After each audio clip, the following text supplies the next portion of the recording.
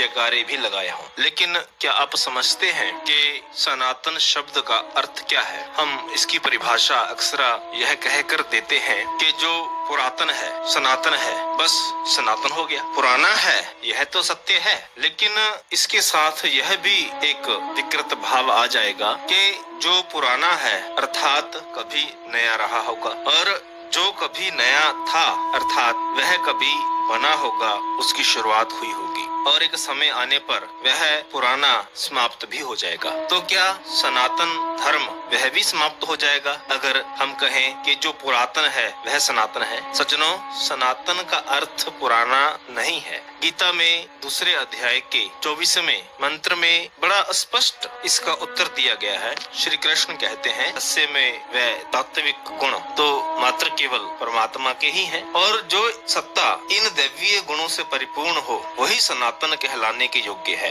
अर्थात ईश्वर ही सनातन है, जो ना तो कभी नया रहा, ना ही कभी पुराना होगा, और ना ही इसकी शुरुआत है और ना ही इसका अंत है। अर्थात ईश्वर को ही सनातन कहा गया है। और जो हम कहते हैं अपने अस्तित्व की परिभाषा देते हुए कि हम सनातनी हैं, सनातन धर्म के अनुयायी हैं, सज्जनों, हम सनातनी कब बनेंगे अगर ऐसे दैवीय गुण हमारे में प्रवेश कर जाएं, जैसे अच्छेद्यो अहम, हम छेदे न जाएं, अधा अयम, हमें अग्नि प्रभावित न करे, अक्लेद अशोष्यवच, हम न गीले हों न हम सूखें, स्थानुरुचलयम, हम स्थान न बदलें, सदा स्थिर रहें। तो क्या यह गुण हमारे में है? हम सूखते भी हैं, गीले भी होते हैं, हमें अग्नि भी प्रभावित करती है, हमें शस्त्र काटता भी, अर्थात हम सनातनी अभी नहीं हैं। तो फिर हम सनातनी कैसे बने? कबीर जी एक जगह अपने भाव उद्घाटित करते हैं, अब मन उलट सनातन हुआ तब जानिया जब जीवित मुआ। अर्थात